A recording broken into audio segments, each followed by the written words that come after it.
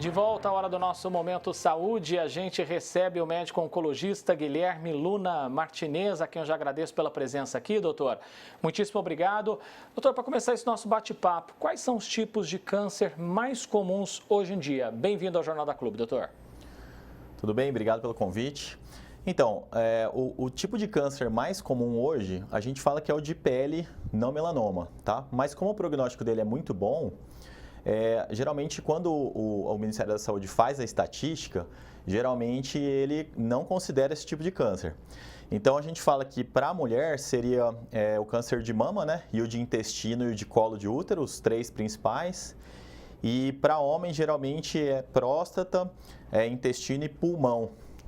São os três tipos principais aí de masculino e feminino. Doutor, o senhor falou de câncer de pele, deixa eu encontrar aqui uma pergunta que tinha chegado da Carla, de Ribeirão Preto.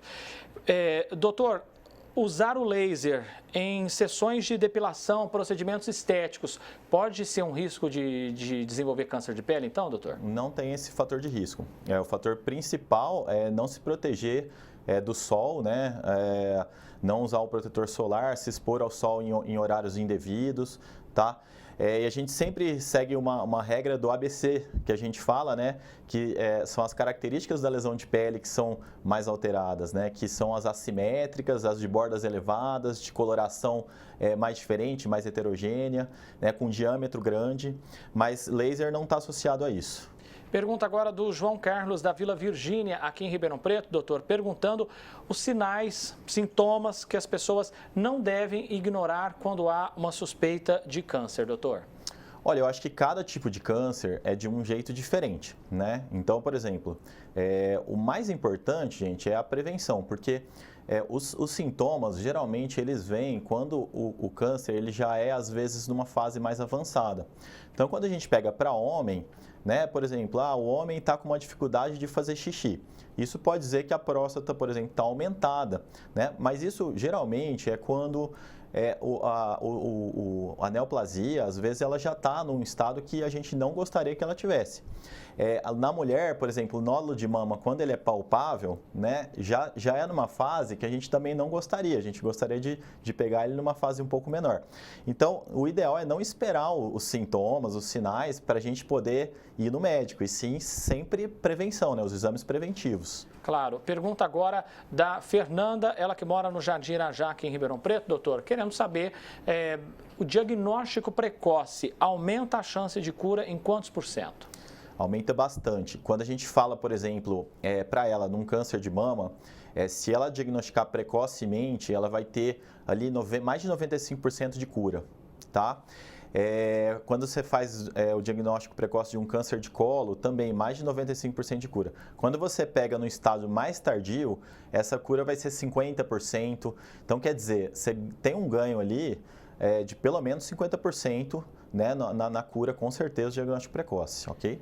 Pergunta agora do Roberto, que mora no Sumarezinho, aqui em Ribeirão Preto. Obrigado, Roberto, pela participação. E ele quer saber, doutor, o histórico familiar, ele pesa no risco do desenvolvimento de câncer? A gente tem muito essa pergunta. O que é importante saber é que o histórico familiar depende de cada câncer. Então, por exemplo, se você pegar um câncer de mama, o que é mais importante? Parentes sempre de primeiro grau. Então, você tem uma irmã, uma mãe com câncer de mama precoce. O câncer de próstata também funciona mais ou menos isso. O que a gente não pode confundir às vezes minha prima tem um câncer de pâncreas. Eu tenho risco de câncer de pâncreas? O seu risco vai ser igual ao da população geral. Então é sempre bom a história familiar ser bem próxima, irmã, mãe, pai, no máximo ali uma avó e ter vários parentes com câncer de mama, com câncer no geral. Então assim a gente considera a história familiar. Mas não é porque, por exemplo, a mãe tem um câncer de pâncreas que eu tenho um risco de câncer de mama, porque os cânceres são um pouco diferentes. Cada um tem sua importância ali, seu histórico. Aliamar, da Vila Virgínia, doutor, o câncer de colo de útero, quais são os sintomas mais comuns? O que as mulheres devem ficar atentas?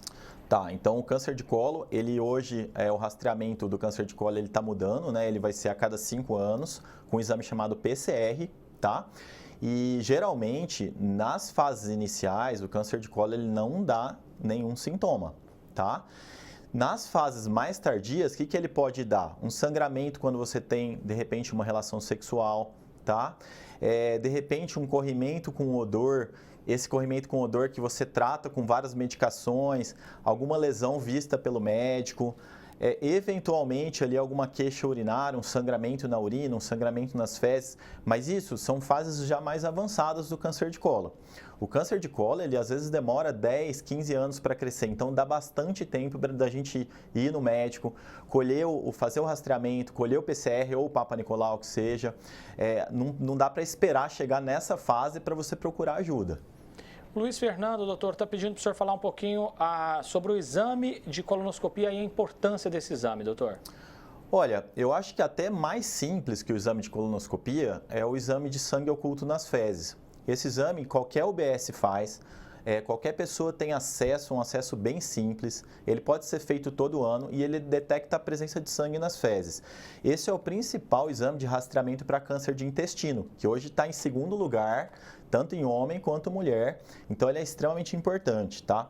A colonoscopia é um exame que você pode fazer, geralmente é realizado pelo proctologista e geralmente você pode fazer a cada 5 anos, tá? A sugestão é a partir de 50 anos, tá? Você também consegue pela rede pública esse exame, tá?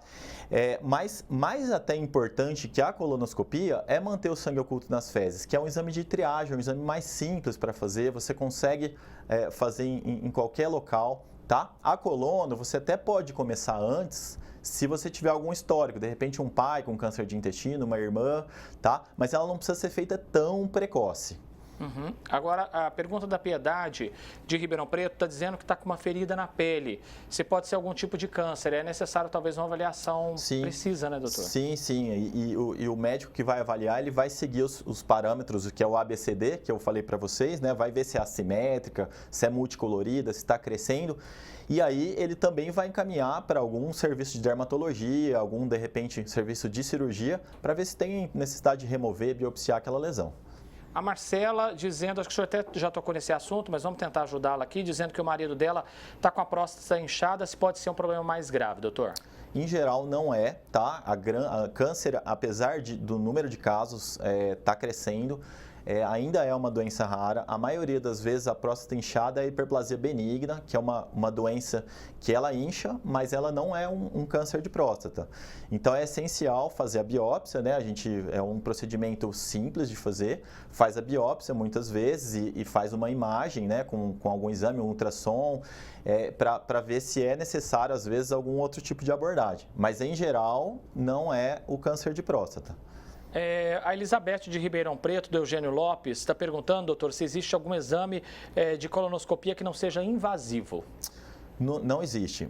Mas o que é importante dizer é que a colonoscopia ela é feita com sedação, né?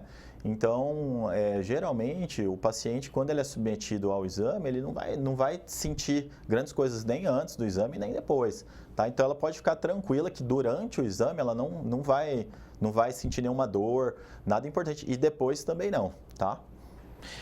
O Ederson de Ribeirão Preto, quais são os riscos, doutor, do câncer astrocitoma no cérebro? Não sei se a pronúncia é essa. Uhum. É um tipo de câncer extremamente raro, né? A maioria das vezes que a gente tem tumores em sistema nervoso central, eles são tumores esporádicos, eles não são genéticos, tá? Então, quando você olha a estatística de câncer, né, o sistema nervoso central, ele aparece lá embaixo. Então, tem um monte de tipo de câncer que é muito mais frequente que o astrocitoma. Né? Porém, qualquer tumor, mesmo tumores benignos, né, que não são cânceres que crescem, né, ali no sistema nervoso central, eles podem ter alguma repercussão ali em fala, em problema visual, né? As cirurgias são bem mais delicadas, tá? De qualquer forma, cada tipo de tumor é de um jeito, né? E a medicina está aí para ajudar. Doutor Guilherme, pergunta agora da Silvia de São Carlos. Todo sangramento na urina pode significar câncer? Pelo contrário, a maioria das vezes não é câncer. A maioria das vezes são, por exemplo, coisas simples, infecções urinárias, por exemplo, lesões que podem causar ali uma inflamação na bexiga, né? Então, quando a gente pega tumores bem mais avançados, né? Tumores de bexiga avançados, tumores de colo de útero avançados, às vezes de intestino, pode ocorrer o sangramento na urina, mas geralmente a paciente tem outras queixas além disso, né? Não é só o sangramento na urina.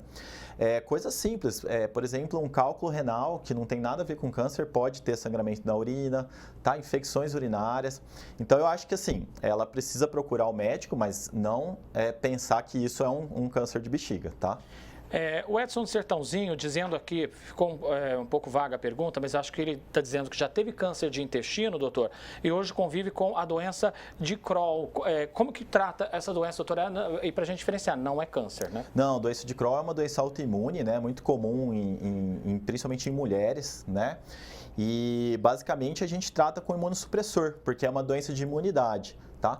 O que acontece é que tem muitas doenças, né, que se associam, né, que podem se associar. Eu não digo nem Crohn e câncer de cólon, né? Mas se você, por exemplo, pegar às vezes a endometriose, que é uma doença muito comum da mulher, ela pode se associar um pouquinho mais ao câncer de ovário. Mas são fatores de risco, né? Não significa que quem tem Crohn vai ter o câncer de cólon, né? E vice-versa, tá? Mas é uma doença autoimune que a gente trata geralmente com corticoide, tá? Corticoide via oral ou algum outro imunossupressor. O Ricardo de Bebedouro, doutor, a quelite actínica é fator de preocupação para câncer de lábio? E aí ele vai além. Toda quelite pode virar câncer? Não, pode ser um fator de risco, mas é o que eu falei. O fato de você ter um fator de risco não significa que você vai ter. A maioria das pessoas com fator de risco para determinados tipos de câncer não vão desenvolver a doença. É um fator de risco que você precisa ficar um pouco mais atento aí, procurar sempre o profissional, né, o profissional da área, né, da área certa, para que não desenvolva nenhum outro problema maior. O Sérgio do Castelo Branco, doutor, aqui em Ribeirão, está pedindo para o senhor citar, então, mais alguns sintomas do câncer de intestino. O senhor falou da prevenção, que no caso é o sangue oculto nas fezes, né? Certo. Mas o que mais a pessoa pode estar sentindo, doutor? Olha, câncer de intestino, o que as sociedades sempre falam é sobre o aspecto das fezes, né? Então, as fezes afiladas, né? A fezes que muda o padrão, né? Então, você tem um tipo lá de fezes e ela muda, ela afila, por exemplo, ou ela começa a sair de repente com sangramento, ou de repente você ia ali no banheiro todo dia e você passa a não ir todo dia, você passa a ir depois de 3, 4 dias, isso são sintomas. A própria dor abdominal pode ser um sintoma, tá? Esses são os principais, né? Doutor, então já vamos engatar aqui a pergunta da Josiane e tentar ajudá-la, porque ela está dizendo que quando ela vai ao banheiro pela manhã evacuar, aí ela vê sangue no papel, certo, mas não sente nenhuma dor, não é aquele sangue vivo, ela está dizendo, e somente de manhã, ao ir no banheiro evacuar em outros horários, aí ela já não vê mais sangue. Pode ser um outro problema, doutor? É preciso investigar? O que o senhor pode dizer para ela? Ela precisa procurar sim um profissional de saúde, porque tem muitos problemas, né? Por exemplo, até o mamilo hemorroidário, a hemorroida simples, ela pode dar esse tipo de queixa, né? Mas com certeza ela precisa procurar assim algum profissional para de repente avaliar, às vezes ver se ela não está com mamilo hemorroidário, fazer de repente um exame de imagem se for necessário, tá? Para excluir qualquer coisa mais grave. Dr. Guilherme Luna Martinez, ele que é médico oncologista aqui em Ribeirão Preto, tenho certeza, doutor, que o senhor esclareceu muito aqui para o nosso telespectador. Um grande abraço e até a próxima oportunidade, doutor. Um abraço, eu que agradeço. Até mais.